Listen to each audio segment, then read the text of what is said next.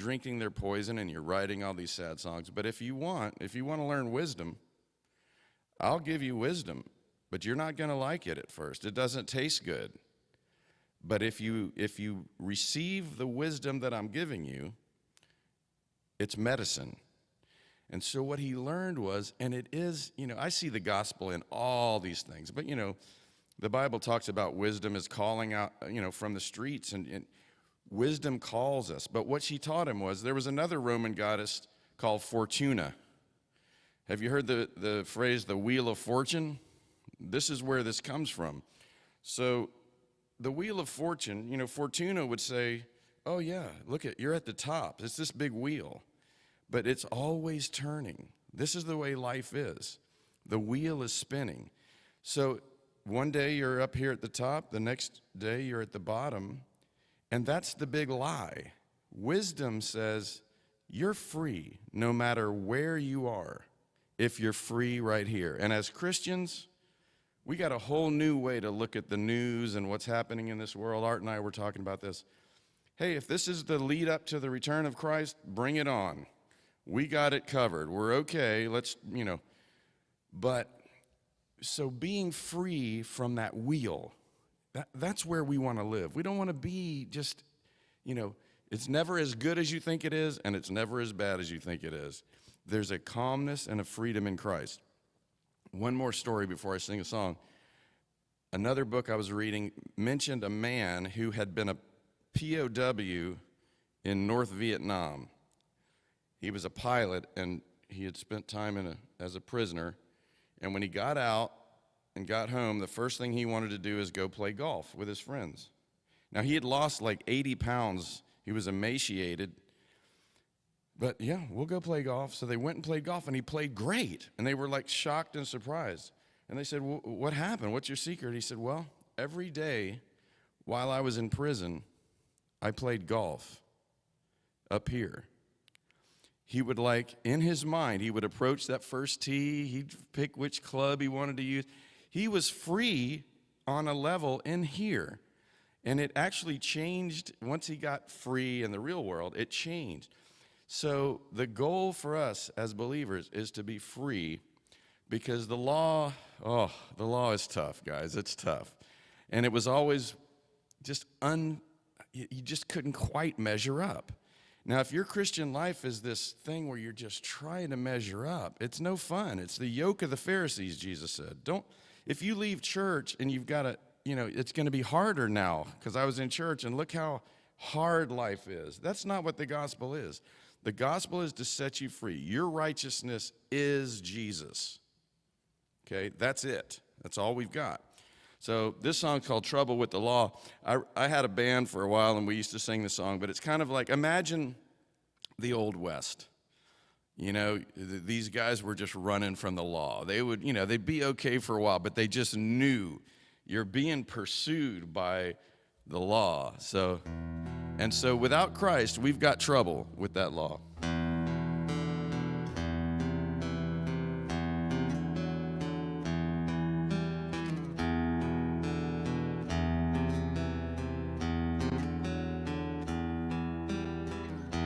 See the dust on the horizon.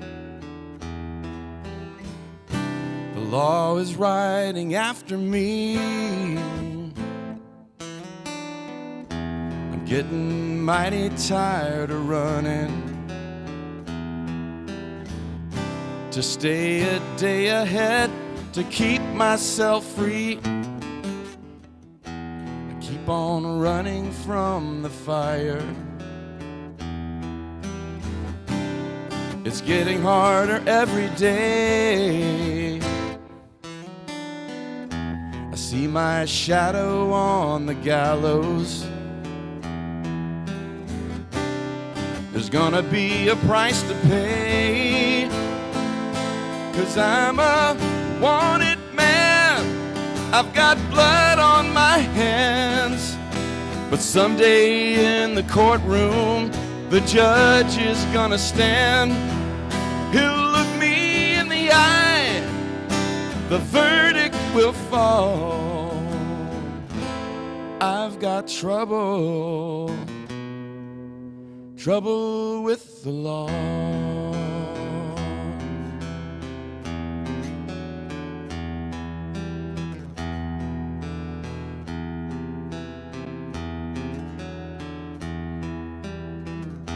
Is there a chance I'd find compassion if I turn myself in? I'd just be begging for His mercy. Is there a chance that I'd be free to live again? But I'm a wanted man, I've got blood on my hands, and someday in the courtroom the judge is gonna stand. He'll look me in the eye, the writing's on the wall. I've got trouble with the law.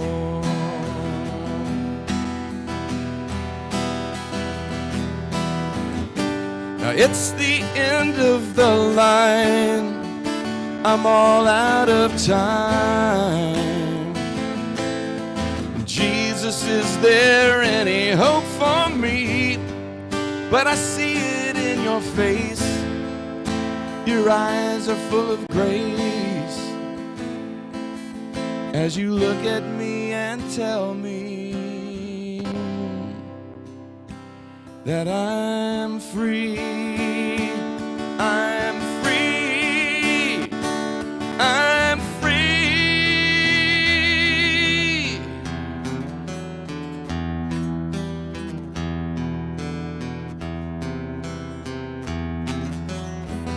I was a wanted man, I had blood on my hands, but someone else has paid my price, and now I can stand.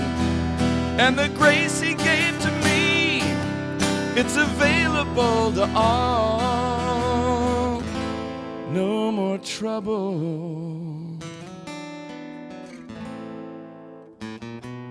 no more trouble with the law.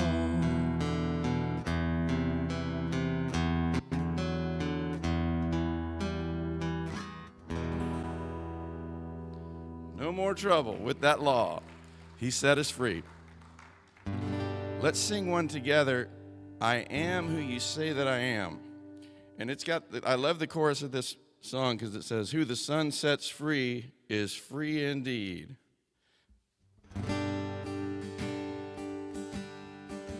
Starts kind of low and gets kind of high. Who am I that the highest King would welcome me? I was lost, but He brought me in. Oh, His love for me. Oh, His love for me. Who the Son sets free, oh, is free. I'm a child of God, yes I am. Free at last He has ransomed me, His grace runs deep.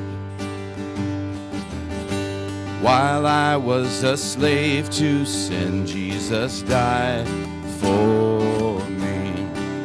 Yes, He died for me. Who the Son sets free, oh, is free indeed. I'm a child of God, yes I am. In my Father's house there's a place for me. I'm a child of God, yes I am.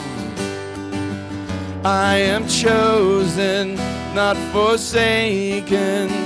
I am who you say I am. You are for me, not against me.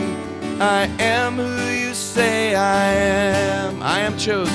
I am chosen, not forsaken.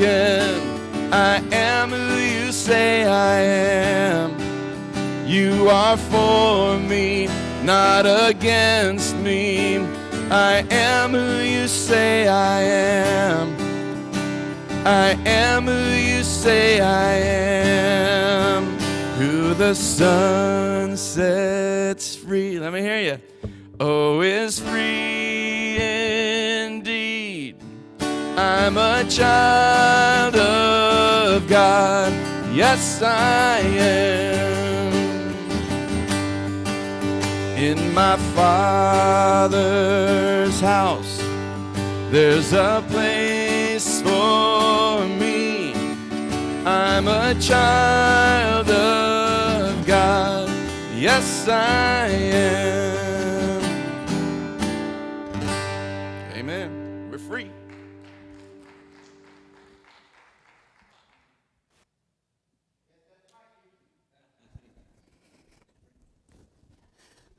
Well, good morning. Did y'all sleep well? I know I did. That's for sure. And thank you for a wonderful appreciation for last night. So I've always had a theme in my head, and we'll get deeper into this today. But the way I was raised, and you all heard the story last night, whenever the brain experiences something or sees something, the brain always makes assumptions about everything that it sees at 1/200th of a second. But in childhood, when a brain makes a decision about something or assumes something, because a child's brain is developmentally is what's called egocentric. So prior to age 13, children's brains do not have the ability to think abstractly.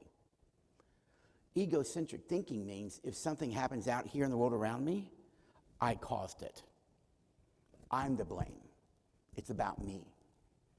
And this is why so many adults, unconsciously, when things happen to them in childhood, their brain makes decisions. I'm not good enough. I'm unlovable. I'm bad. Mom and dad divorced because of I was a bad kid. That person molested me because of me. Abstract thinking doesn't kick in until 13. And because the brain is always making decisions and assumptions about everything that it experiences from an egocentric mindset, the moment the brain makes a decision, I'm not good enough, that decision, though made, now goes into what's called the hippocampus of the brain, which is in your unconscious mind. And what ends up happening, though, is what you don't know is that we call it a story, your story that your brain created, because what happened impacts your future moment by moment by moment.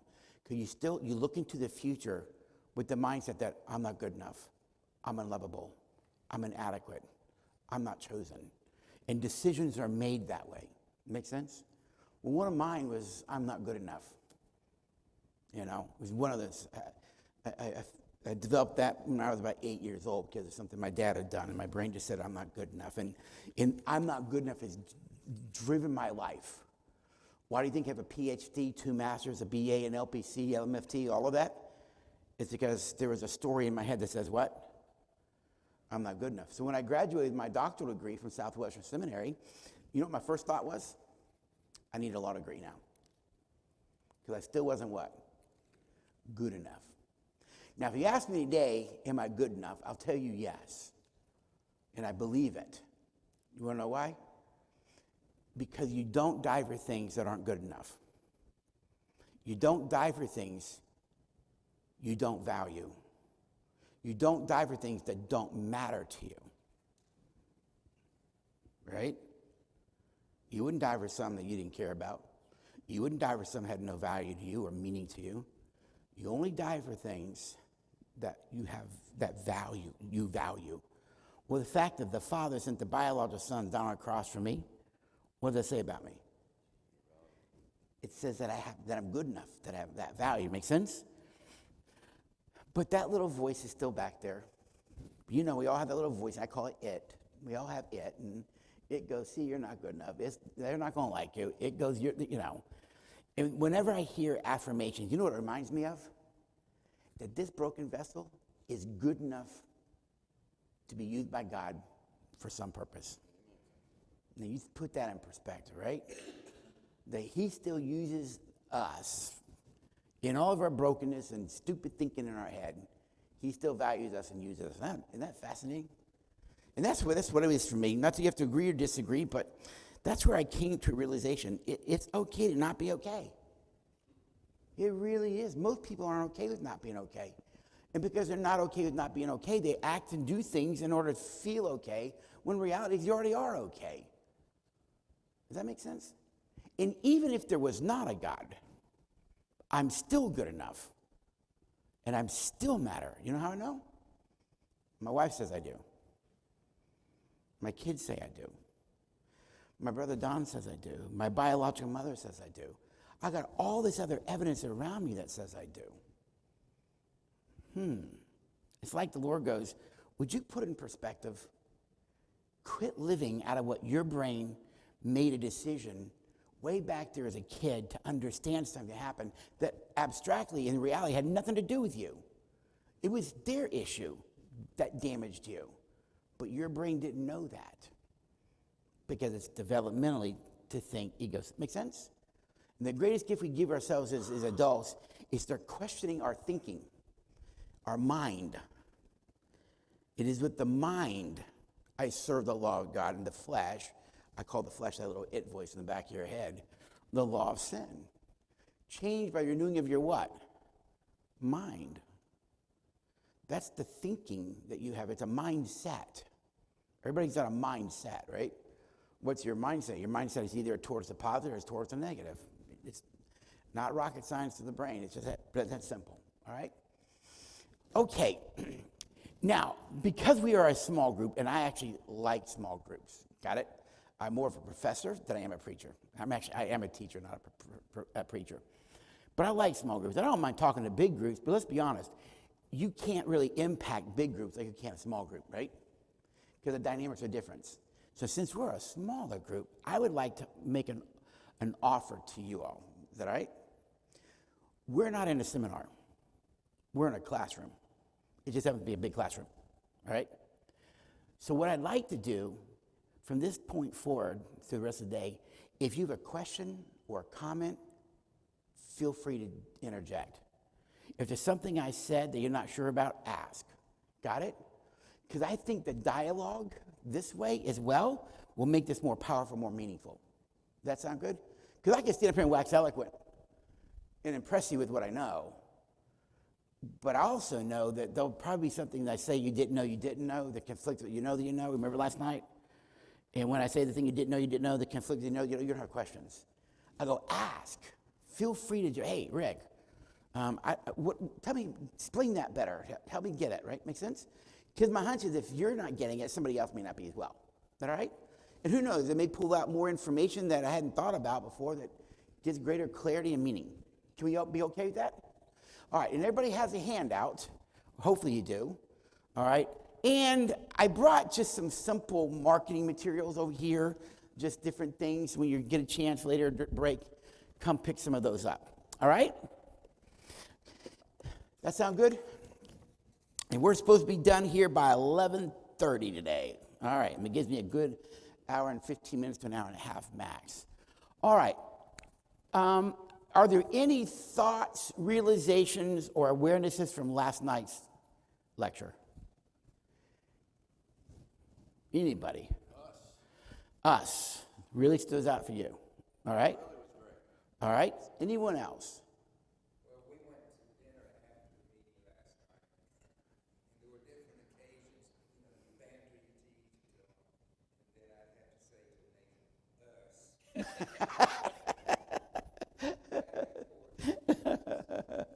Yeah. It's actually, you're going to see here in a minute, it's actually possible to have no agreement and still have a relationship. Because I'm going to show you here in a minute, relationships are not based on agreement, ever. They're based on understanding. Understanding what creates relationships. But we don't want to understand. We want to be agreed with. Say that again about agreements. Agreements do not create relationships. An agreement will to force an agreement will kill a relationship. Because relationships aren't based on agreement. Relationships are based on understanding. Understanding creates relationships. I'll get you there in just a minute. I'm going to pull the second session and make it first. I'm going to switch that around. If you're following the day schedule, okay? Any other observations? I disagree with you about the relationship thing. There are relationships you can get in until you find out the other person was not involved in that relationship as much as you were. So That may be true. That's not what I'm saying. I'm saying relationships do not happen by agreement. Agreement can kill a relationship. But you can still have a relationship with someone and not agree. That's possible. I'll show it to you in a minute. There'll be one of those don't know you don't know worlds. So just kind of give yourself a little bit of permission to kind of suspend that for a little bit and just stay open to the possibility. All right? Anyone else? Alrighty then. We're going to talk about perspectives and relationships now.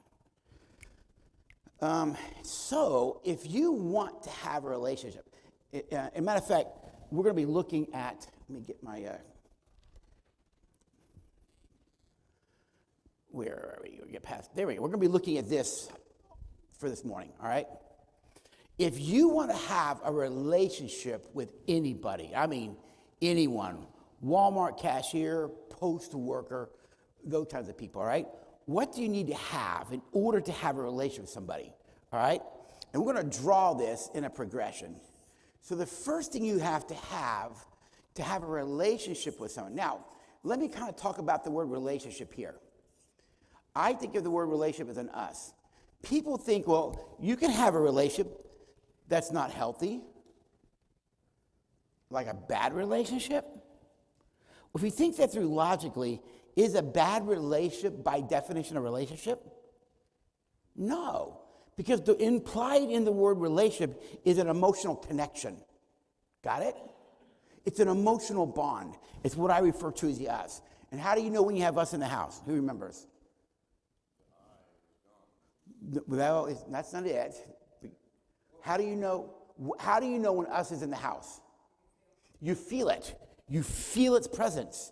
Because when us is in the house, you feel the love, you feel the connection, you feel the warmth. You also know when it's not in the house, because you feel the resentment, the bitterness, the coldness, the angst, the tension. You feel it. Your kids feel it, right? Now, if you feel all the negative energy, then you're more an I than an us, guaranteed, right? If you feel the love and connection, you're probably more of an us than an I. It's real simple to the brain. God did not design the brain to be difficult. And by the way, brain science is proving the Bible right. I don't have it on my slide, but I actually have a PET scan of a brain. Same man, picture one, picture two, pictures taken 5 minutes apart. Picture one is what your brain looks like when you're being angry and sinning. Picture two is what your brain looks like when you're being angry and not sinning. They're very different pictures on a PET scan. You can see the difference on a PET scan of the brain when you're sinning and not sinning in anger. That's fascinating. But God made us, right, as humans. He designed us a particular way. And brain science is proving the Bible right, which I think is interesting. But also, it makes it easier to do. Because sometimes we ministers, we stand up here and we preach theologically and philosophically. And you're like, okay, I think I got it. I understand it. But I don't know how to what? Do it. It's because we have not taught people how to do the word. We told them about the word. Don't tell me that I need to be slow to anger. I don't know how to be slow to anger. That's emotional regulation of the brain. Show me how to do it. Well, I don't know because I spout off in anger too. Well, then you're irrelevant to me, Rick Marks. If you can't tell me how to do the word, it doesn't matter whether you tell me about it. I need to know how to do it. That's skills, right? That's skill. That's the ability. So let me give you a context before I jump here as to who I am and why I think the way I think. Not that I'm brilliant, although I might think I am, but that would be arrogant. So I operate from what's called a Trinitarian model of education, all right? a Trinitarian view of education. Most of our programs in the church are vision programs, all right? Most of our sermons are vision. What I mean by vision, they disseminate information. They tell you about good communication. They tell you about patience. They tell you about goodwill. They tell you about these things, got it? And most of the relationship curriculums in the church are vision programs. 3 of the leading, and I mean leading, curriculums that are taught in the church around relationships and love, research shows they have no effect. They don't change a thing. They change nothing. But nobody researches their work. They write a book, it gets marketed, it gets put a lot of money in, and it's sold, everybody quotes them. And I could tell you the 3, and you'll know them, but I'm not. But they have 0 effect. They don't change anything. Why? They never tested their work to see if the right has an effect that creates a change. Here's why. Their vision. Thus, we're not to be told, don't be hearers only, but what? Doers. That's skills. Don't teach me how to be angry. Show me how to not to be angry, right? Don't teach me how to speak the truth in love. Show me. Don't tell me about it. Tell me how to do it. Because I don't know. People don't know what they don't know. Think about last night, right? I didn't know as a poor communicator. And I didn't know that I didn't communicate well. You got all that? You got the language now, right? Someone had to teach me how to do it. Now, my curriculum called Relate Well is strong here and it's strong here. I teach you about and I teach you how. That's what Relate Well does. But just because it's Ken, right? Nathan. Because I teach him about something and then I show him how to do it. Now he knows how to do it, right? But just because he did it doesn't mean it's a habit yet, does it? It's not a habit yet. You got to make that skill a what? A habit, a way of being. In order to do that, he has to have what? He has to have support. Come alongside, disciple, mentor, coach. You support that till it becomes a way of being, right? There's only one institution in all of American society, in my personal opinion, that can do all 3 of these. It's the church. Exactly right, Art. We have the ability to do this, and support it. The problem is we don't. We're mostly focused here. Make sense? And a lot of our church programs do this and that. But they don't teach you what? Skills. They'll support you in your change, but you still walk away going, I don't know how to communicate well. And you still do what you know to do, but no one taught you what not to do or what to do different. Make sense? You see, and so when you put me in a context, I'm about this and this, and then the way we support it at our ministry is you keep coming back for ongoing support appointments with me or Lee or Miko or somebody, got it? We'll support the change after you do like a marriage intensive, or if I taught a class and somebody will learn more, then make sense? But the church is the best place to do this. But I call this a Trinitarian approach to education. Here's why. God the Father revealed what love looks like. He showed us what it looked like. But he also knew, just because I show you what it looks like, does not mean you'll know how to what? Do it. So what did he do? He sent his, John 14, Jesus said. Now we quote John 14 as an evangelism verse. It isn't. You're misusing it if you are. I'm not saying you can't do it, but you're misusing it. John 14 isn't evangelism. In my Father's house are many mansions. He's not evangelizing those guys. That's in the upper room. They're afraid. They're scared. He's actually comforting them. He's giving them hope. They know something bad is about to happen. They don't fully understand. He goes, look, where I go, you're going with me, guys. Right? And then he makes a comment about he and his father. And I think it was it Nathan or Tom? I think it wasn't Thomas. I think it was Nathan. He said, show us the Father. And Jesus said, why would you ask to see the Father? For if you've seen what? Me, you've seen the Father. Here's what he said. for what you have seen me, who knows, do. Do. Skills. He showed them how to do it. He modeled it for them regularly. If you've seen me, you've seen the Father. For what you have seen me do, I learned it from my Father. He teaches the skills. He's the model for what you do. But he went home. And Father knew that we would need a what? A support system to comfort and encourage and do the one another verses, right? So he sent us what? The Holy Spirit, and in a human form, he gives us a church to come along and support those changes, to mature us in love, so that we can transform and love well so the world will see it. That make sense? Yeah, my question would be, what is keep, I have a partial answer, but what keeps people from buying into what you have just told? Oh, wow. I don't know for sure. I can only tell you what I think. Make sure, I like to be clear. I think this is far easier to do as a pastor or minister. But if I start doing this, then I have to look in the mirror as to whether I'm really doing this or not. This exposes who I am. Because if I can preach about love and then I come to realize I'm not loving because what I do is not loving, now I have to face me. And nobody wants to face themselves. That's called shame. And I don't want to deal with myself. So I'd rather stay aloof and distant and tell you what it looks like. But that doesn't mean I have to be able to do it myself. Because to face that, you have to look in the mirror. Sadly, though, as we can see at the national level, there are now all kinds of famous ministers, Anabaptists and who never did this.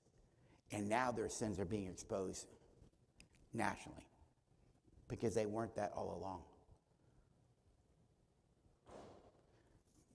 The hardest thing I had to do was quit looking at Llewellyn. And my phrase is this. It's the log and splinter. I like quit looking out the window, look in the mirror. Quit looking out the window, Rick. Out the window, I can see the trees. I can blame everything out there. But that does not mean I have to face me. So that's the reason. I think so. Want to learn the skills and then implement. It's because we're not taught to from the pulpit. We're not taught to. So you have men like Dr. David Ferguson and others like him at the national level, even internationally, who are teaching pastors, when you preach, leave 15 minutes open of your sermon. So if you're going to preach on forgiveness and you preach for 35 minutes, take 20 minutes or 25 of those and leave the last 10 to tell them how to forgive right there in the congregation. All right, now we just preached this. Here's what I want you all to do. I want you to turn to somebody in your family you have not forgiven, and here's how I want you to do this. I want you right now to do that. Get them to do the word in the moment. Get them to do what you just taught. Then they walked out of there, at least they have a sense of what it feels like and the ramifications of it. That make sense? Just start implementing a skill or an exercise in the sermon so when they walked out, they didn't just hear it, they also what? Did it. And I'm an advocate of that thinking. But it's so much easier to hear something and walk away. Sure, don't have to do anything with it because I don't know how to do it anyways, right? One other comment here, yet another layer though, because like when Jesus was preaching to the Pharisees, right, they were people who thought they had not just a vision, they had Oh, yeah. skills, but they didn't have, there was nothing going from the heart. It was just that, do the law, like we were talking about. So how do we, it has to come from Christ. Well, I would argue what they are teaching you to do with what they wanted you to do so they could stay in power over you. That's not a healthy skill. That's actually control. And here's the thing about love, and you'll learn this tomorrow when we talk about H, right? Humility, respect. Love never controls anybody. It never controls. To control someone is disrespectful. It is disrespectful. It is disrespectful to try and control somebody. That's a free-thinking, free-choosing individual. You may not like what they think, you may not agree with them, but don't control them. Does that make sense? Their way of doing was to shame you and control you. You sing about it. Father's way of doing frees the heart. Frees the heart so you can choose how you want to live your life in relationship to him. Well, it's the whole Romans, 5 through 8. The idea is that, look, the law says you have to do this, but if you give them all kind of grace, they can go do whatever they want. And Paul's like, well, yeah, they could, but let's be honest. They could do it under law or grace, whatever they want. But when you come into an intimate, loving relationship with someone, because of the nature of that intimacy, you don't want to hurt the people that you what? Love. You really don't. If you hurt the person that you love on a regular basis, it calls into question whether you really love them or not. It does call that into question. That make sense? I have a story that might help, and we're going to get onto this. It was 2005. I was asked to speak at the, I got to say it slow, Florida Tax Collectors Association, their annual conference. And I was asked to do a breakout session on healthy relationships in the workplace. And so I had about 180 in the room in my breakout session. And about 30 minutes into my talk on healthy relationships in the workplace, my cell phone rang. I had it up here on the podium with me. I did. It's 2005, way back. I picked up my cell phone, turned my back on the class, and answered the phone. And this is what they heard. Hello? No, I'm teaching a class right now. No. I told you don't call me during the day. I don't care. Whatever, don't do it again. All right, whatever. Yeah, see you tonight. It was a flip phone, got pre-smartphone. Closed my flip phone, turned around, and started teaching again. I don't know how long it was, wasn't long. Guy on the back left, interrupted me. Excuse me, Dr. Marks. And I said, yes. Was that your wife on the phone? And I said, yeah, it was. Why? He said, you just talked to her that way? And I said back to him in this tone, what way? Ooh, the tension in the room just went up a little bit. And he challenged me back, and he said, you're here to talk to us about healthy relations in the workplace, and you just spoke to your wife that way? And I did say, you don't like it?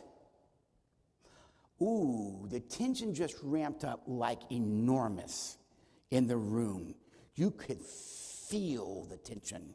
People shifting in their seats, murmuring is going on. They're staring at me, and I'm staring back at them, and there was this silence and this tension. And I broke the silence, and I said, do y'all feel tension in this room? They're like, mm-hmm. And I said, I do too. The proctor for the classroom was on the front row. Her name was Nancy. I said, Nancy, would you do me a favor? She said, yes. I said, would you inform this class what I asked you to do for me? She got up and she said, Dr. Marks asked me at 30 minutes into his lecture, call his cell phone, ring it 3 times, and hang up. I said, did you do that? She said, yes. And I read her phone number off on my phone. Then I smiled at the class and I said, well, now you know I set you up. I have 2 short conversations for you, just 2. First one action on my part, just one action on my part. I changed all of you. I changed this room from warmth to ice-cold tension by one action on my part. Don't tell me you can't change another person. I just affected everybody and the environment. How often you do that at work or at home, you don't know or you don't care. And I said, here's a short second conversation I have for you. If I continued teaching, would you have listened to me? And a lady in the middle of the room said, no. And she said, as a matter of fact, I was about to get up and walk out on you. I said, thanks for the vulnerability and openness, but let's put a context around this. I got a PhD, 2 master's degrees. I speak around the country on healthy relationships. You wouldn't listen to me with my background? And here's what she said. No, Dr. Marks, because in that moment, listen to what she said, you lost the credibility to teach me. And I said, that's all I want y'all to learn today. Nothing more. Your integrity goes out the door when you are not it yourself. See, we think we can act how we want to act and then talk about being loving. Your kids are smarter than that. You don't love Jesus. Look at how you talk to mom. Look at how you talk to us. Look at how you talk to people when you're driving, Dad. You don't even believe it yourself because your integrity goes out the door. And then here we are talking about Jesus' love, and they know how you really are. You have zero credibility to teach them. You may be mad about that, but in the end, it's still true. Does that make sense? I know it's kind of scary to do that, but I thought, I'm going to do it and see what happened. And it worked. I feel like what you just said needs a deeper exploring, because we all have been where you set us up. We all, Oh, yeah. we've all been in that, this situation, but we act this way. We preach this way, but we do this way. Yes. So I would say it this way, Art. You're if I'm thinking where you're heading, and you correct me if I'm wrong, what do we do when we do those things, right? It's all about integrity. Always about integrity. Jesus had integrity. No matter what he did, he was consistent with who he was. Make sense? They're always consistent. HREG is the way I got there, by the way, and you'll learn more about that tomorrow for sure. The person with integrity, credibility, when they mess up, stop themselves right away, own it. Say, Nathan, I think I'm being disrespectful. Would you forgive me? And they shut it down themselves. They seek forgiveness for how they are, and they change it in a moment. Credibility, self-awareness, and self-control. Yes? I understand what you're saying, and it's beautiful, but also to add in, I'm sure you're probably going to go right back to this when you go back to us, but the I is what keeps us from reacting the way we should, because it's all about me. It's I rather than us. I would change the language. Your name is? Barry. I would change the language just a little bit. We're always going to be an I. We're always going to be an I. What version of I do you want to be? The sinful I is going to do that. The I that lives for a higher meaning will stop itself and make it right. But like Jesus, all the time, he was worried about them. He was worried about us. Yes. He took care of everyone else, and when no one else wanted him, he would go take care of himself. He would pray for the first thing he wanted to go home by himself. Right. But that's the thing, he was never about himself. He was about himself. He always did. Well, hang on. You missed a lecture last night. Living for us does not mean you negate yourself. In order to live for us, you have to be a healthy you, which means you have to have healthy self-care. Even Jesus dying on the cross was not murder. Technically, it was suicide. I am dying, and you can't stop me from dying. Everything that's happening right here has already been orchestrated. I'm in complete control of what's happening. He did not die. He gave himself up. He was always in control, and that's the power of a healthy I, the mature I. The mature I moves to humility and chooses to give to us, but to give to us, you are giving to yourself. You might want to get the lecture. I don't want to go back over it too deep, but to give to us is to give to you, in essence, because it takes two to make an us and one to kill it. Yes, ma'am.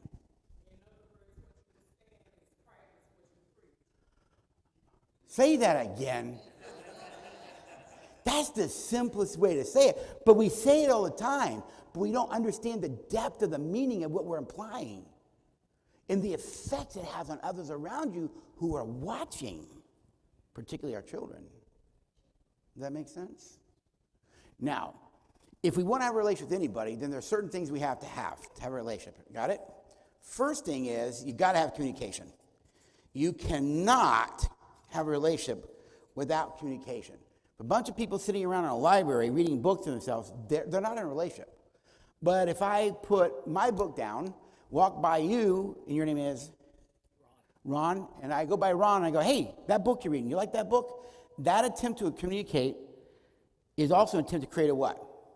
Relationship. It creates a relationship. So you have to be able to communicate, have a relationship. But let's be honest, not all communication creates a relationship. Call people names or cuss them out, you probably aren't going to have a relationship. And the brain does not communicate strictly verbally. The brain communicates in sound. What is that communicating? Relaxed. You're out hammering something and you hit your thumb. Ah! That's the brain communicating. And the brain doesn't just communicate in sound, it also communicates in tone and body language. And research around communication reveals a person's brain responds 92% to tone and body language, only 8% to your message. So when the Bible says speak the truth, what? How would you know if someone's doing that? Brain research proves it. Your tone. Love has a tone to it. Love always will communicate with respect and goodwill. Now, love can also be harsh. When Jesus overturned the vendor carts, that was an act of love, but he did it respectfully and he did it with goodwill. He did not beat people up. He did not invalidate them. He did not negate them, but he set a boundary in a strong way. It was done with goodwill and respect. Make sense? So the animal brains know this. Because the lower order animal brain that we have and the emotional brain, animals have the same thing. Biologically, animals have primal feelings. If a dog is happy, it's wagging his tail. If it's fear, it tugs its tail, right? If it feels afraid, it might tug its tail, or it might, right? Those are emotions. Animals have primal emotions. Only humans, though, God gave a well-developed prefrontal neocortex, which is a rational mind. Animals feel fear. Animals cannot think about, reason, perceive, or make judgments about fear. Humans can. Animals cannot. So if you say to a dog, come over here, boy, come over here. I love you. You're a great dog. What's that dog going to do? It's going to run, because even that dog's brain knows danger. I could do it this way. Come here, boy. Come here. That's right. You're going to the vet today. I hate you. You're going to deadbeat. After today, you're dead. It's going to come up too, because the tone says you're what? Safe, even though you're not. Make sense? This is why when I do some of my parenting work, I tell parents, particularly as dads, when you're upset and you're really emotionally immature, and we'll take a look at that today, when you're emotionally immature, because you're an emotionally immature adult, you're not a mature adult, and you're mad at your kids, like, get over here, boy, get over here. I said, get over here. And they run from you, and you spank them for leaving you. How dare you? They are doing exactly what their brain was designed by God to do. You're here, they're here, you're here, and there's this negative energy coming at them. Their brain was designed by God to run. It's called a flight response. One dad said to me, well, I'm their father. Oh, like a 5-year-old brain goes, oh, this is my father. He's really emotionally an adolescent, so I don't have to be threatened by this, because it's really his own issues. Now, that didn't kick into age 13, abstract thinking. That boy's brain is doing exactly what it's designed to do. Our job is to come down here and go, come here, son. Let's have a talk. With goodwill and respect and tone in control. That's all on me. Does that make sense? So not all communication then creates a relationship, right? So now you have to ask the question, what kind of communication creates the relationship, right? Now to do that, I'm going to teach you something about the brain that God did that I think is fascinating. And there's a lot of parallels in the natural world that parallel the relational world. And this is one of them, all right? So, in order to ask the question, what kind of communication creates a relationship, I'm going to teach you something about your brain. You ready? Take your finger, put it up like this, and look at your finger with one eye. Now, look at your finger with one eye and study the picture. As you look at your finger with one eye, notice everything that eye sees with it open. Top to bottom, left to right. Be aware of everything it can see with that one eye open. Now, switch to the other eye. Let it focus. Study everything your brain can see with that eye open. Top to bottom, left to right.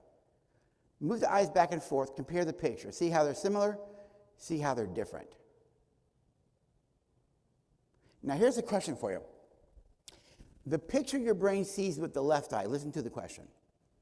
The picture your brain sees with the left eye, is it the same picture your brain sees with the right eye? It's not.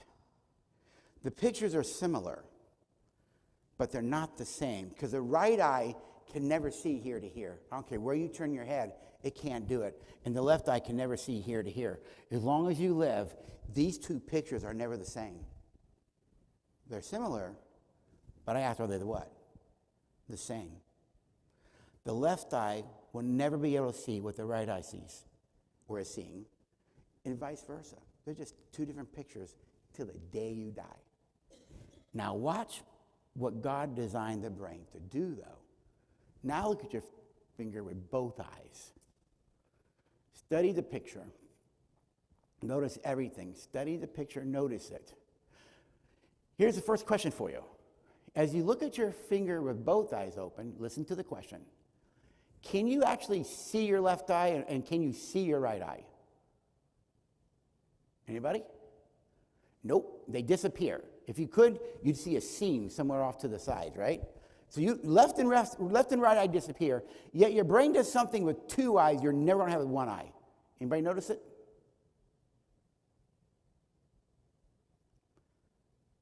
Anybody see it? What is it?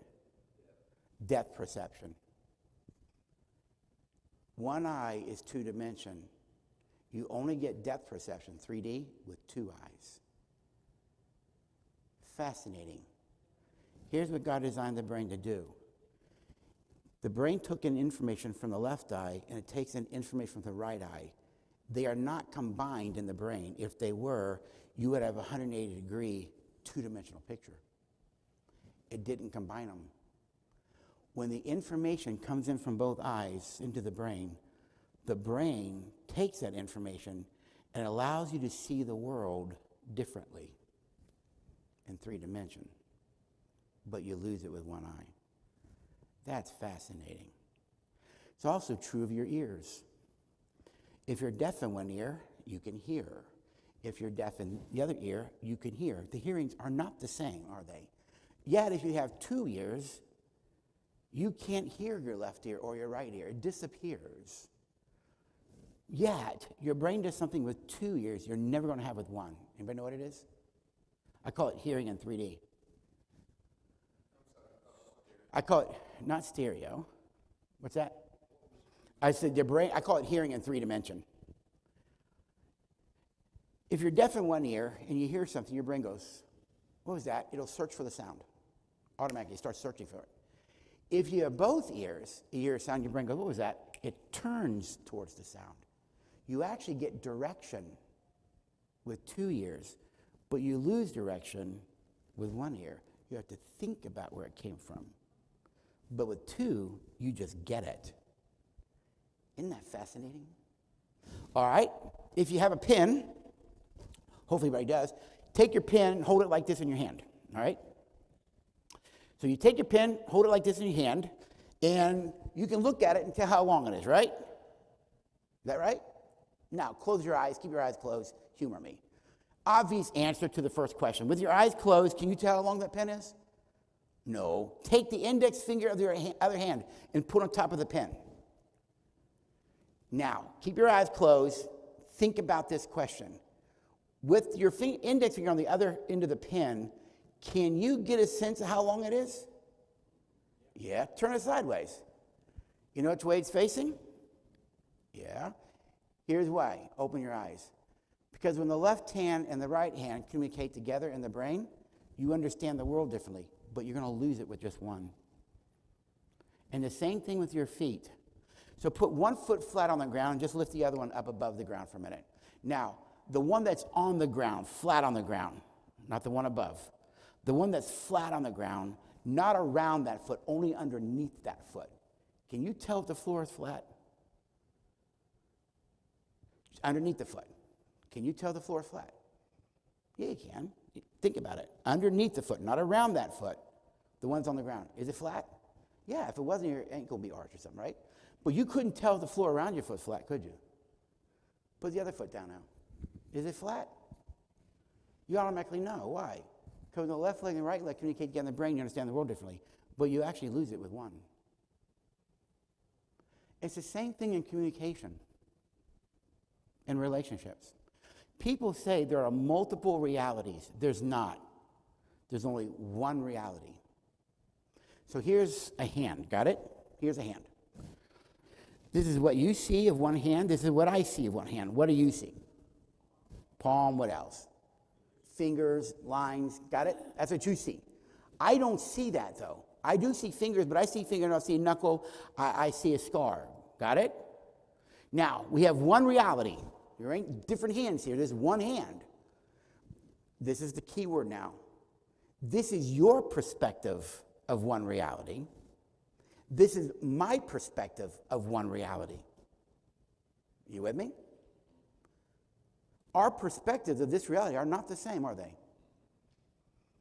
They're similar. It's a hand, but they're not the what? So how can I see what you see? Problem is you can't turn reality around. How can I see what you see? You can't. You're right. You will never fully understand another person's perspective. It's impossible. You don't have their history. You don't have their experiences. You don't have all that. But I've got to be able to understand your perspective. So how can I understand your perspective? Who said it? You have to communicate. And your name again is?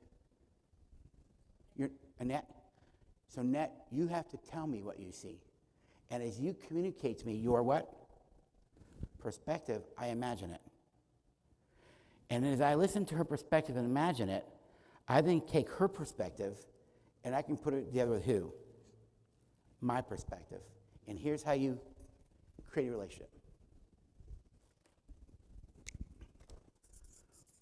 When two perspectives come together, that is what is called understanding.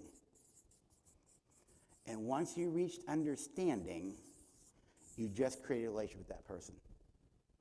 And what you just said is virtually impossible sometimes.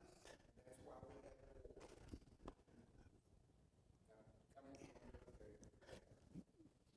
Yes, but don't go there. We'll go there in a little bit. I'll go there in a different way, all right? When you reach understanding, you just created a what?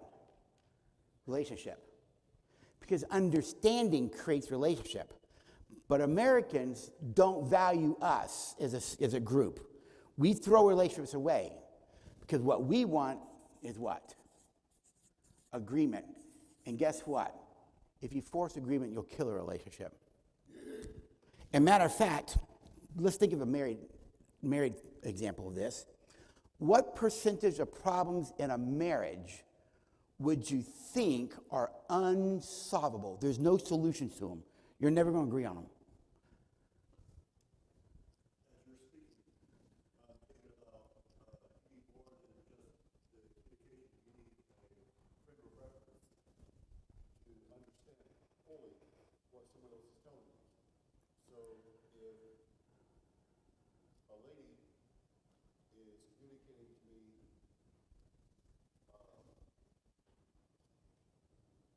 a medical problem, or it's not really a medical problem, a monthly problem. Right? She's going, as a man, I don't have that frame of reference.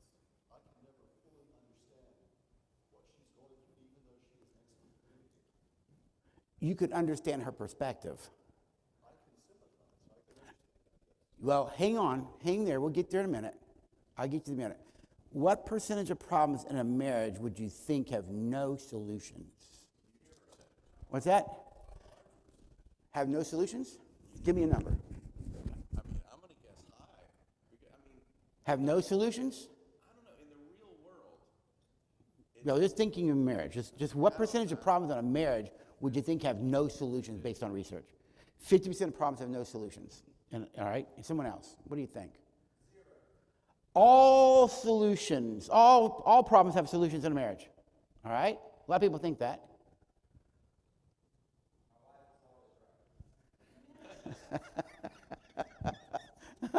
That's called placating and appeasing.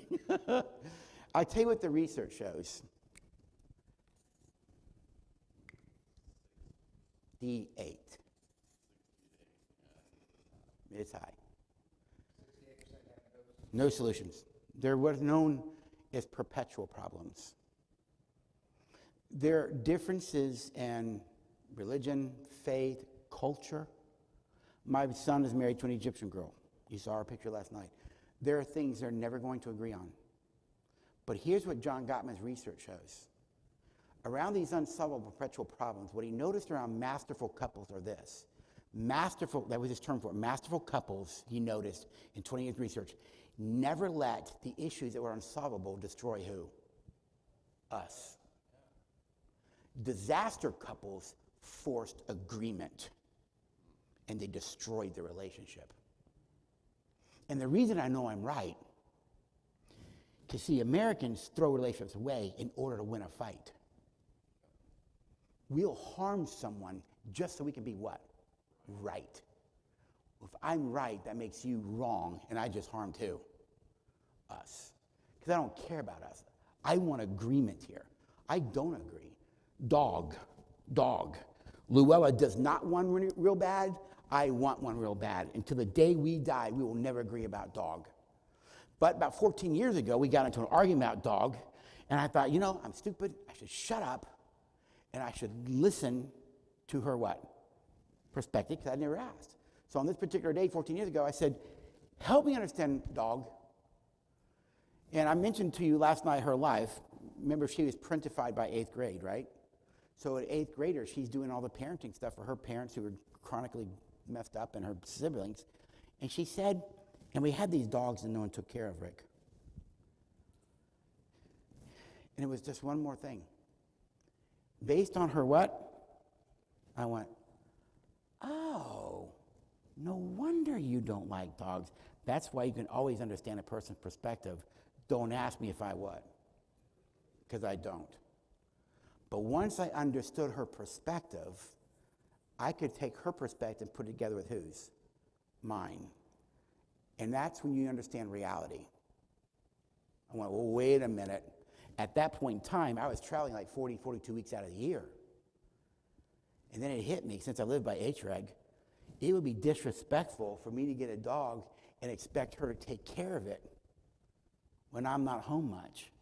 So I made the decision not to have a dog because it would be starved to death within a week. So I saved the dog from dying, right?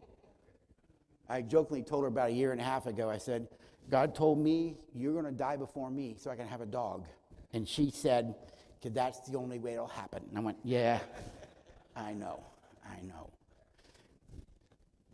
When you get bumped up against these things right here, quit forcing agreement. You go, well, you have to agree. No, you don't. Well, then you can't have a relationship. Yes, you can. Because see, God is always right. You're not. He's never not right. And he doesn't force you to agree with him. He will let you think wrong as long as you want, and he still holds on to the relationship because he will never what? Leave nor forsake. We will leave and forsake just because we want to win an argument. He always wins the arguments, and he'll always keep the relationship. We throw him away because we don't value a relationship anymore. Individualism, which is a Western ideal, has crept into the church. This is about me. It's about mine. The Lord goes, you really think so? It is no different than the Trinity. And we never do that to each other among ourselves. And you're to live the same way. Unity. Where you find disunity, you will find Satan. Does that make sense? So you have to communicate in a way that puts perspectives together to create what? Understanding. And once you reach understanding, you just created a what? A relationship. Quit trying to win arguments. Get understanding. So actually, there's something about it. I should have brought it. I didn't think about it. I should have brought it. I have a movie poster in my office, all right? Here's a flip chart piece of paper in front of it, so you really can't see it. I would have put it here. And then I'm going to say, all right, I'm going to lift this piece of paper up no more than 5 seconds. Remember 3 things you see. So I'd lift it up, count to 5, I'd put it back down. Usually I start on the left side of the room and go, all right, someone over here, tell me what you see. And they would say something like, it's a pretty lady, fair skin, short hair, kind of a loose-fitting vest. Thank you. Over here, what'd you see? Someone goes, a little confused, by the way. They go, it's like an alien, a creature or something. I go, it's a what? I don't know, it's like this hideous-looking lizard-type creature or something. Did you see an attractive lady, short hair? No. Did you guys see a creature or something? You didn't, huh? And the room's now getting confused. They're like, all right, Mark, thinking, what are you doing to us? What'd you all see? They're a little more confused. They go, it's a woman, but she's like a zombie. I go, what do you mean a zombie? Well, orangish, blackish skin, deep-set black eyes, disheveled hair, like a zombie. I go, did you see an attractive woman or a creature? You didn't, huh?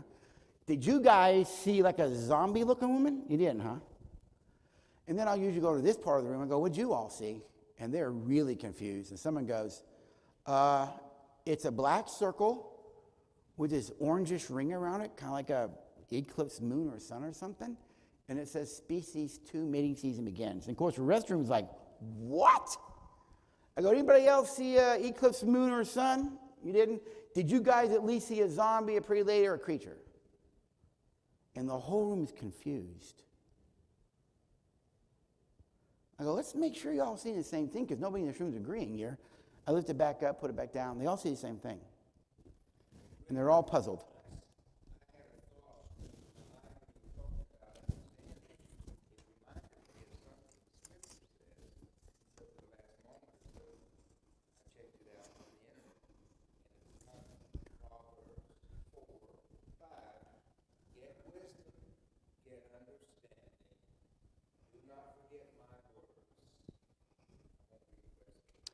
Understanding comes by putting perspectives together. And once you have understanding, wisdom can flow and tell you what to do with that reality. Now, they're all looking at the poster, wondering, what'd you do? I go, all right, I'll show you. And I take the flip chart piece of paper up. I go, all right, watch this, folks. And I stand with the poster. I go, and I watch the poster. And I just start moving it. Remember those baseball cards when you were little? Had two, they call them holograms? It's actually one of those, but it has 5 pictures in it. It's the woman before and her transformation into the species. It's a really cool poster. I bought it for this one lecture. And they're like, oh, cool. Now they have what? Understanding. It's a hologram. But before that, I would ask you this question of that class. Before they got understanding, who in that room was right? That's the key. Everybody in that room was right. Only based on their what? Perspective. But they don't have perspective. Why? Nobody wants to sit down and listen to each other's perspectives to understand what reality is. Does that make sense? And this is why blacks and whites will never agree. Because each is arguing their perspective is right, north and south. Fighting that still stupid battle. It's all about perspective. Everybody's perspective has an element of truth to it, and then it has an element of error to it. Evangelicals over here think Israel can do no wrong. Until you go over there and live as a Palestinian under Israeli control. So I have Muslim family that live in Amman, Jordan. Nada is in her 80s. She hates the Jews with a passion to this day. Until you understand her perspective. living in a little village outside of what was known as Haifa, but back in those days, it was just a desert village. In 1947, as a 3-year-old girl, the Jews, the Zionists, came through, killed people, and burned their homes. People forget that the Zionists blew up the King David Hotel in Jerusalem in 1947 to kick the British out. What do we call that today? Terrorism. And yet somehow we excuse them from doing it. And at 3 years old, remembering that event, her family is displaced and had to walk to what is now present-day Jordan for safety. And based on her what? I'd hate the Jews too. Everybody's arguing their little perspective. Pretty lady, creature, zombie is all there is to know. And Lord looks down at all of it and go, you're all wrong. You're all wrong because I know all the realities. And all we want to do is live our sliver as if we're right and they're wrong. Luella's right about dog. Based on her what? But she ain't right based on mine. But reality is I shouldn't have a dog based on my work condition and all of that. Make sense? Up until then, we just fought for years over it. Is this helping you? Yeah, this is my Yeah. observation is this is about humility versus pride. Everything goes back to humility. It's the core of my teaching value. And so are they. So if I'm the only one who's allowed to be right because of my pride, then I'm a Pharisee when Jesus comes in and heals a man on the Sabbath. That's wrong. That's the guy on the other side of the room. Yes. We've got to humble ourselves. Yes. This is tomorrow's message. It was what my value system was. The Lord taught me 27 years ago. You live a life of humility, you be respectful, you be caring, which is empathy, and always treat people with goodwill. And by the way, if you do that, you're always loving. Because love never treats people in pride. It's always respectful, it's always empathic, and it's always treat people with goodwill. And when you do the opposite of any of those three, R-E-G, you're in pride. Pride makes you disrespectful. Pride makes you uncaring on some level, and you'll treat people with ill will. It's not rocket science, it's pretty simple. Humility is essential to all of this. I'll say it to you now, but I'll do it tomorrow. God gives grace to the what? Humble. And he resists the proud. You ever thought about why? Has to do with, huh? The proud don't want it. They don't want grace. They don't need it. That may be true, but it's a spirit realm. Pride is a realm of the demonic. Lucifer said, what? I'm going to sit on your throne, probably above it. That's called what? Pride. And 1/3 of those angels turned to pride as well and went with him. 2/3 of the angels stayed what? Humble to God. Even as a Christian, when you enter into pride, spiritually, you entered into the demonic realm. That is their realm. And the Lord looks at you and goes, Rick, you sure you want to go over there, buddy? Because if you want to go there, you're inviting my opposition. Because that is their realm. My realm offers grace, but that's the realm of the angels, buddy. You decide what realm you want to be in right now, spiritually. I don't know. I take grace any day. Are you with me? We're not taught these things. That's the realm of the demonic. And don't fool yourself. Just because you're a Christian, that don't mean you can't align yourself with their realm in something. You can. I think I'd rather stay in the realm of the angels and find grace and mercy and all those kinds of things. And we also know that the more humble you become, the more powerful you become. To live a life of humility requires maturity. All right? Now, we can ask the question, how do you communicate to put perspectives together so you have a what? Relationship. And I'll just give you the answer. The answer is, when I feel that you feel what I feel. So the way you do this is you have a speaker and you have a listener, right? So Nathan's a speaker, I'm the listener. For us to put perspectives together to have a relationship, as Nathan is telling me his what? I have to do something as the listener so that he would feel that I feel what he feels, even if I don't. Because remember, relationships aren't about agreement. I may not agree with him, but that's not the purpose here. My purpose in life now is no longer agreement. It's understanding so we can have a what? Relationship. Unity is a higher way of living, right? It's the God way of doing things, right? No matter what, Romans 12:18, live at peace with all men. That means no matter what you do, you bring peace to relationship. The offering of a relationship by bringing peace. So I have to do something as a listener.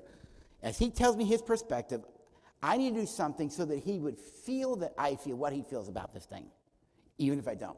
So now we can ask the question, what would you do as a listener so that the speaker would feel that you feel what they feel about that thing? Are you saying that if I repeat back to them what they said, then they would feel that you feel what they feel?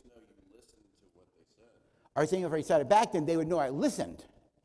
Okay, then I can ask the question. If I do recite it back, like, so what I heard you saying is, paraphrasing back, if I did that, is it possible, though, they wouldn't feel that you feel what they feel? That's possible. You're referring to what is called active listening.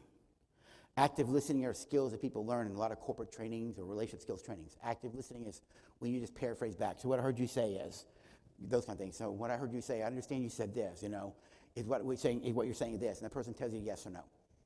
All right? The problem is I could go, yeah, Nathan, that's what I'm saying, but you don't get it yet. You don't get it. That's the right side of the brain. The right side is the emotion brain. That's where our identity, that's where we feel valued, that's where we feel loved from. We got to deal with that part. Can't negate it. So what would you do? Anybody else? Yes, sir.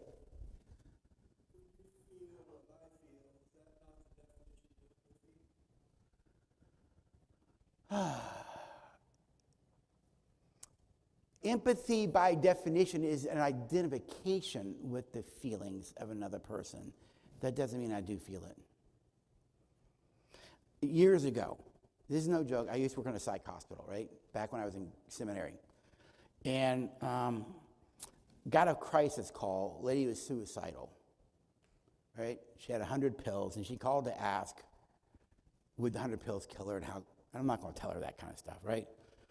And so I'm talking to her, and she's wanting to know the answer. I'm not giving her an answer. I got somebody else calling 911 and all this kind of stuff. But while I'm talking to her, she mentioned something about George's bowl. George had died, by the way. She couldn't handle George's loss.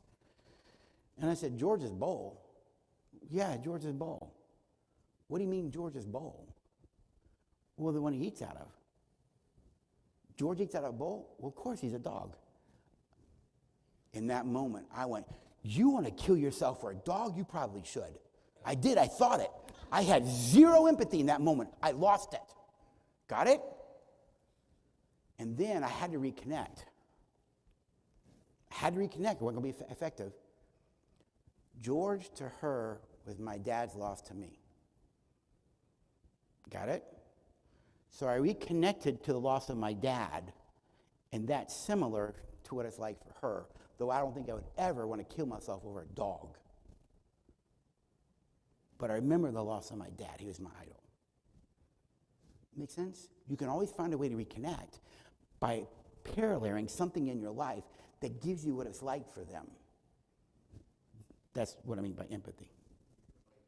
You always relate. You can find a way to relate. This is the difference between empathy and compassion. Empathy does mean I can identify with you. I cannot have empathy for an alcoholic. In the technical sense of the word. You want to know why? I'm not an alcoholic. I have no idea what that's like. I can't have compassion for the alcoholic. If we're going to get technical by the words, compassion doesn't mean I can identify because I've been there, but it means I know what it's like because I've had similar experiences. But I can't empathize with an alcoholic. I'm not one. I'm not. I have no idea what it's really like to be an alcoholic or a cocaine addict.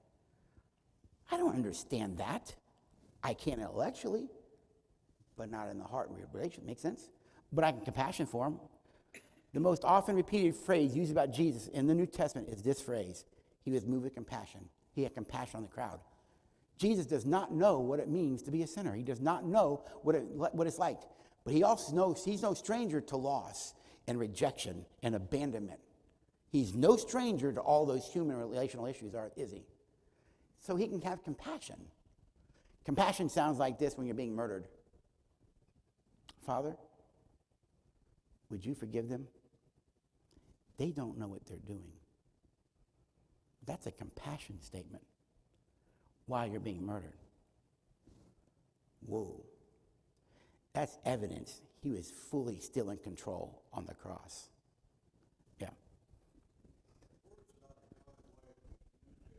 True.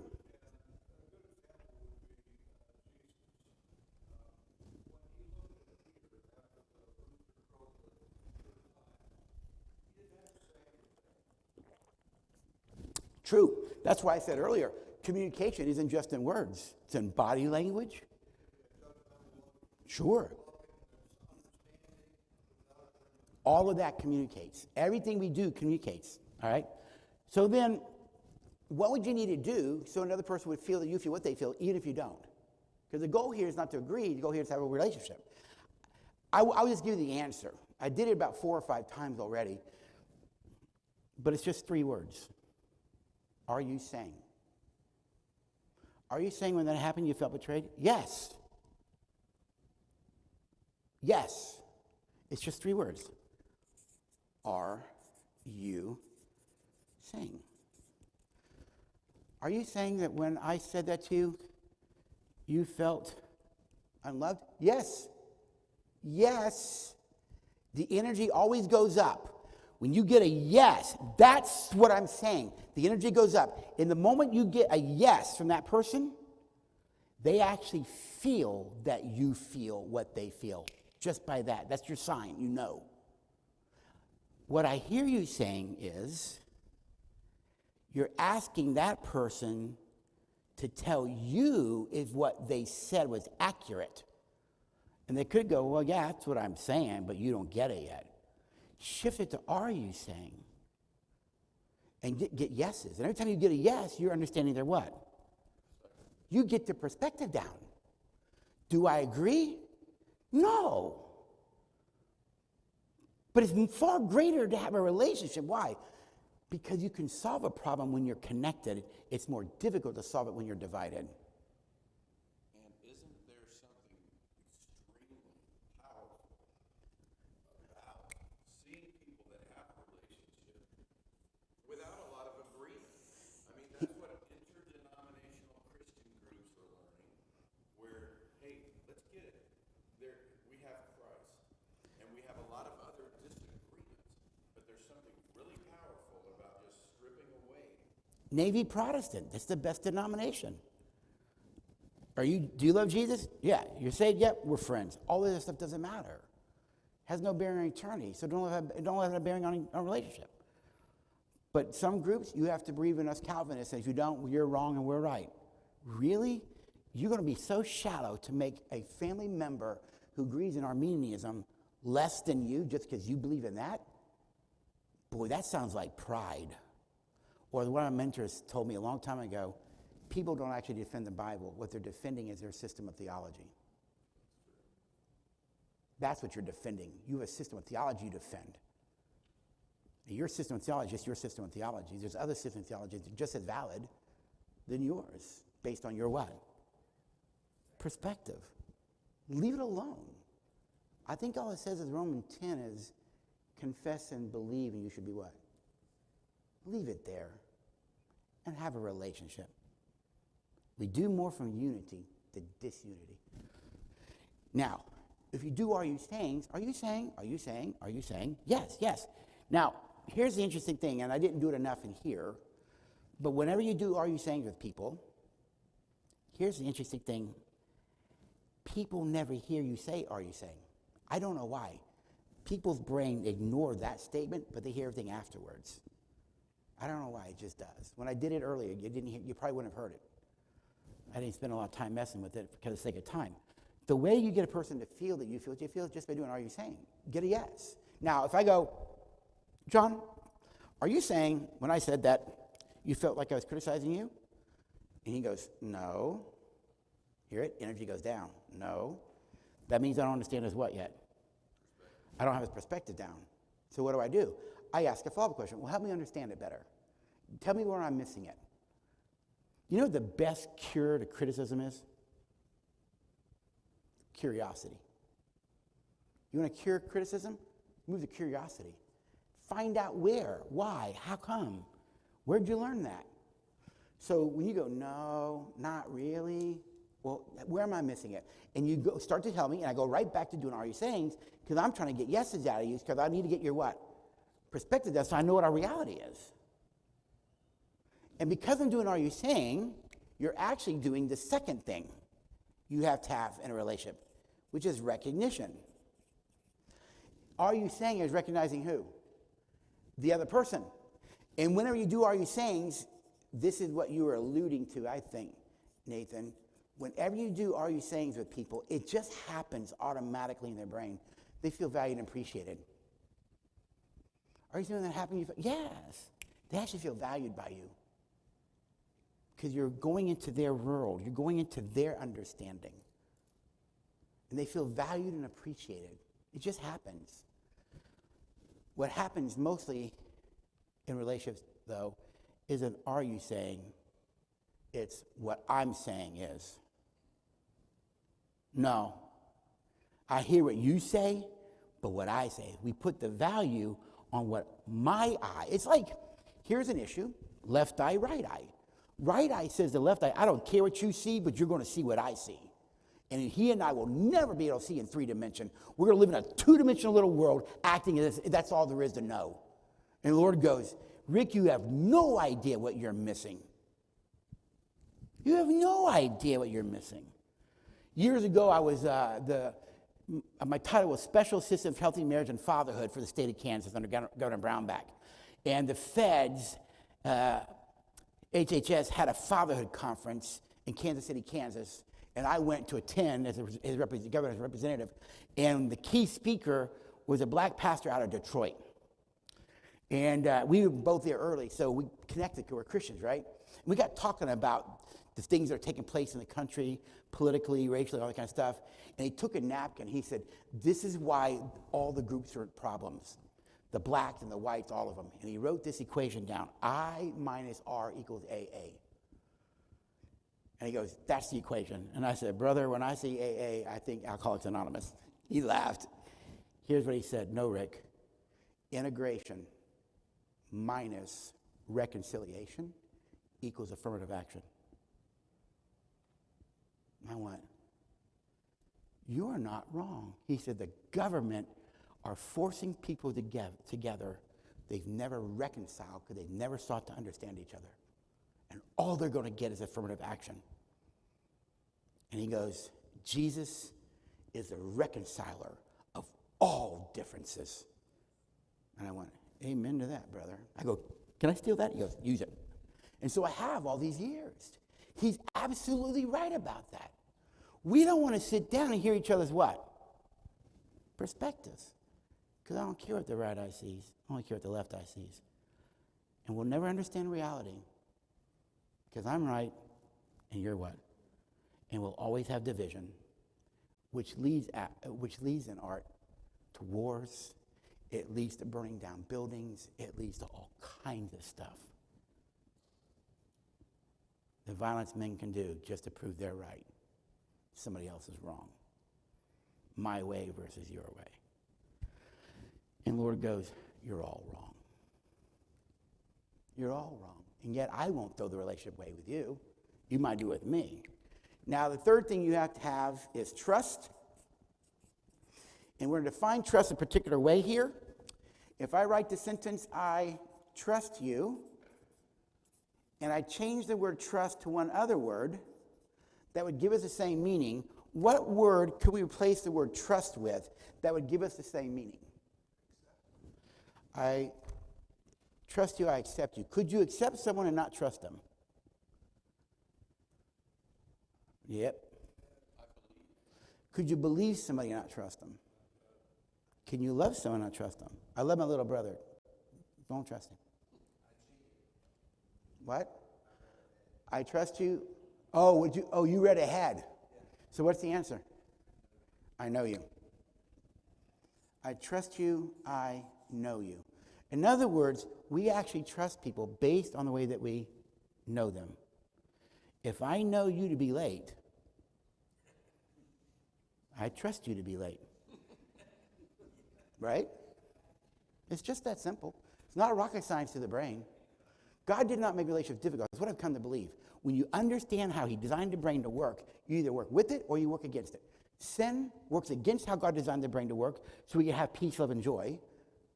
Or you work with it so you can have peace, love, and joy more often than not. We trust people based on what we know them. If I know you to be kind, I trust you to be kind. If I know you to be manipulative, I trust you to be manipulative. If I know you to be critical, I trust you to be critical. And guess what? You create how you're known. Moment by moment, day by day, just by how you are as a way of being. Luella knew me to be manipulative. So she trusted me to be, because I was, as a way of being. That make sense? All right, we're going to put this together in a sentence. You want a relation with anybody? Here's how you do it. When you communicate so that you put two perspectives together to create an understanding, and you did that because you used are you saying so that person would feel that you feel what they feel, that meant you recognize them. That's what are you saying, right? Recognize them. That means they feel valued and appreciated you. So how do they trust you? Well, they trust you as someone who values and appreciates them, because that's how they know you. And you can transform anything day by day, moment by moment, just by getting out of what I'm saying is to are you saying. And now you just create a relationship with a Walmart cashier. Anybody. But let's be honest. I don't want a relationship with a Walmart cashier like I do with Luella, right? I don't want a relationship with my kids like a postal clerk. So what if we made a very strong foundation of loving, caring, and giving? Now, what's common to those words? ING. Exactly right. The fact that ING's there, if we have any English teachers, those words are now considered what? Verbs. And verbs are what? Actions. You want a really great relationship today? With anybody? Church family? Your own family? Boyfriend, girlfriend, spouse? Here's how you do it. When you communicate in a loving, caring, giving way, so you put perspectives together to get understanding, and you did that because you used are you saying so they would feel that you feel what they feel. That means you recognize them so they feel valued and appreciated by you. But how do they trust you? How do they know you? Simple. As a loving, caring, giving person. You can deepen, soar, whatever metaphor you want to use, any relationship, moment by moment, just by starting to do that. That's simple. It'll work. Get out of your eye. You already know what you see. Find out what they see so you can have depth perception, so you have direction, so you'll be able to do this and understand that. Questions or comments about this? That is really good communication, what you just said. Every bit of it. Every bit of it. It requires humility. It requires humility. Get out of yourself. Get her perspective down, Rick Marks. It ain't about my perspective. It's what you see. And I'll only know your perspective. It's Annette, right? I only get to know Annette's perspective when I get a what? Yes. Yes. I'll get that by what are you saying? Are you saying puts all the attention on her. What I hear you saying is now asking left eye to tell right eye, did I get what you said accurate? In that moment, I took the focus off of her and put it on who? Me. I don't need to put it on me. It's all on her perspective. That's all I want. Are you saying? Are you saying? And once I get yeses, I'm like, oh, that's why you do that. It makes sense based on your, but I don't agree. But now I know why you killed your mom. I get it now. We never It makes sense based on your perspective. I get it. She's molested you for 25 years and beat you with the chainsaw. I get it, you know? Should I get out? Can I get out of jail? Probably not. But I understand. I understand.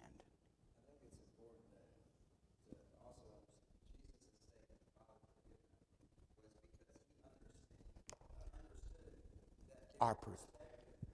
Because they don't know what they do. That's an identification with where we were. Because he understood our perspective. They're deceived. They're missing it.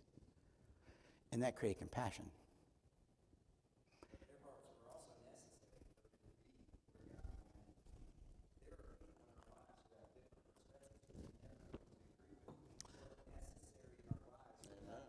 What percentage in a marriage aren't agreeable? 68%.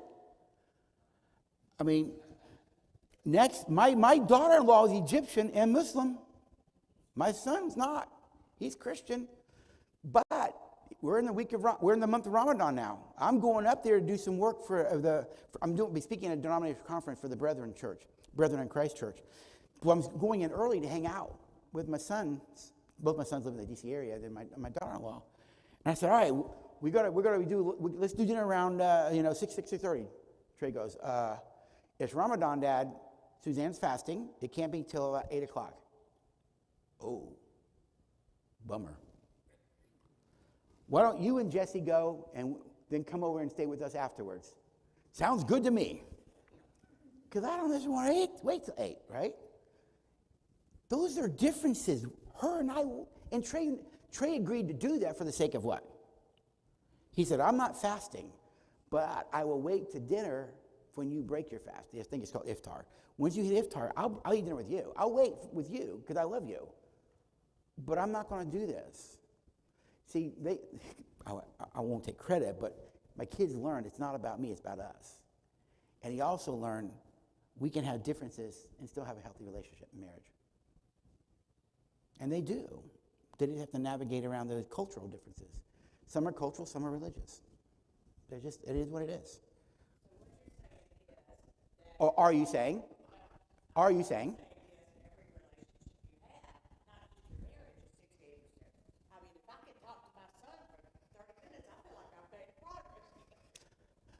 Well, I can tell you this is about marriage.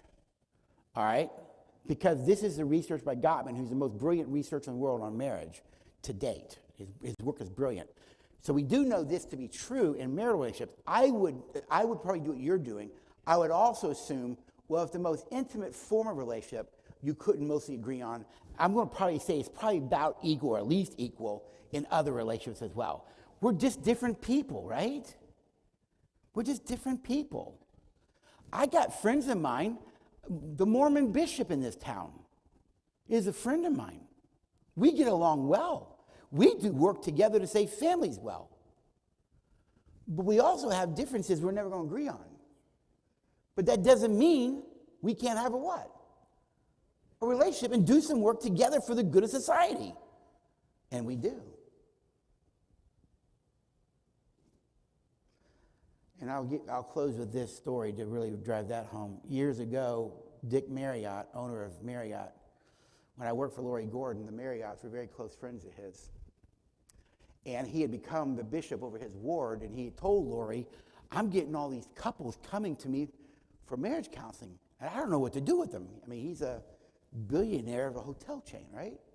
And I told her, I said, you tell Dick, give me a day, I'll come up, and I'll show him how to get through a session. So I went spent a day with him up in his office there in Germantown, Maryland, and showed him how to get through a session. At lunch, we're having lunch together in the cafeteria there. And he goes, can I ask you a personal question? I said, sure. It was a sad question to ask. Why do you Baptists hate us Mormons? Why do you Baptists hate us Mormons? And it broke my heart. Because he knew I was a Baptist minister as well. And I said, Dick, the fact that you have to answer that question is already evidence that we had not loved you the way we talk about. Because if we really believed the Jesus we talked about, you never would have felt hate. And he said, thank you for that. And I said, now the answer to your question is actually simple. It's just differences in theology. The problem is my denomination makes differences in theology positions of hate and fights and arrogance rather than just love people where they are. And he looked at me and he said, thank you for that integrity. And I said, well, on behalf of the Southern Baptists, I apologize. Not that it's going to make anything better or right. And I walked away with a deeper friendship and relationship with that man that day. You with me? Jesus didn't throw relationships away. People threw relationships to him. That's different, right? The Bible says all things are what? It also says something's not possible. Romans 12:18. If at all possible, which means something might not be.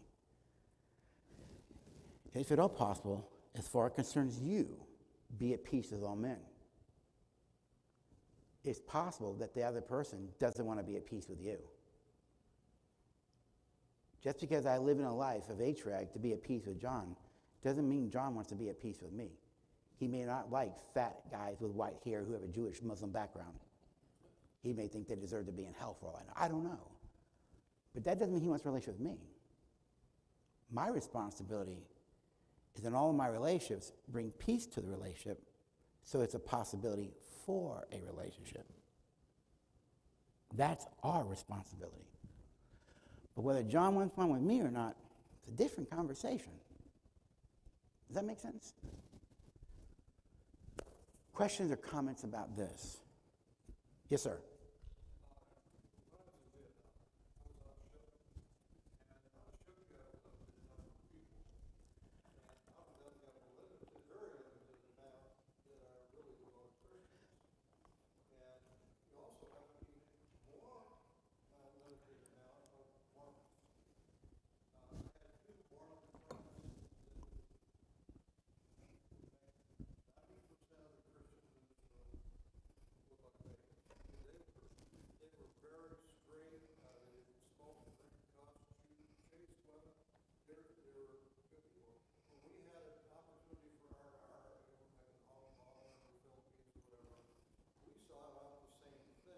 Mm-hmm.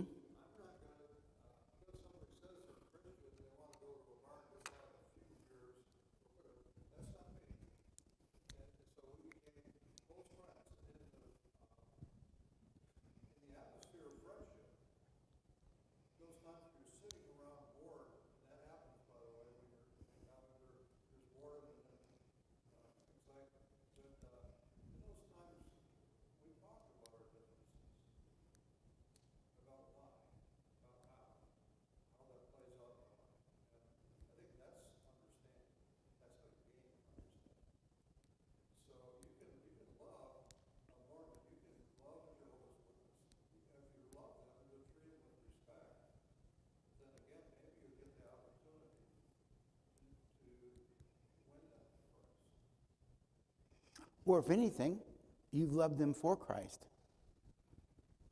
And he smiles on that as well. He smiles out on well. I've come to realize, and I'm not saying I'm right, though I believe I'm right. You got the difference in that. It isn't my job to convert people. It isn't. It's my job to love people. The Lord does the converting, not me. But somehow we made it our job to convert people. It isn't. Your job is to love people for him. His job is to move in the Spirit to convert them. That's only between them and him, not you and me. And I found out, it's like Father taught me, I didn't ask you to control people, fix people, manipulate people. I've asked you to love them where they are. You do that, and I'll smile. You don't do that, we will have a conversation. Yes, sir. Maybe when it says the greatest of these is love, not faith and hope. Because you can have faith without love and you have hope without love. But faith with love and hope with love is a powerful way to live life. It requires maturity, by the way, which we'll get to in a little bit. Any other awarenesses, questions, thoughts about this? Kind of deep, I know, I guess. I haven't thought this way in a little while, but. I have one quote All right. that sums this up for me. It's by Blaise Pascal. He was a philosopher in Okay. He said this, and I never forgot it. Pride says I know. Humility says I believe. You can be in a room full of people with beliefs. It's real hard to be in a room full of people that knows everything. You know the guy who shows up who know the know-it-all? I want to alter it a little bit. I like that. Pride says I know. Humility says I don't know. Says I believe. Yeah, so and I don't know. If you start by going, I don't don't know. really know much. The dot you talked about. Yeah, the wheel of knowledge we talked about last night. Our realm of knowledge is so minute, we don't know much, and we act like we do know it all. Left eye telling right eye how it is. It's like, get 3 dimension, get direction, step out and get outside of yourself and hear their perspective. You might learn something you didn't know you didn't know. And that didn't know you didn't know piece that you didn't know might be the very thing that they're looking for, love and acceptance. Any other thoughts, comments? Yes, sir.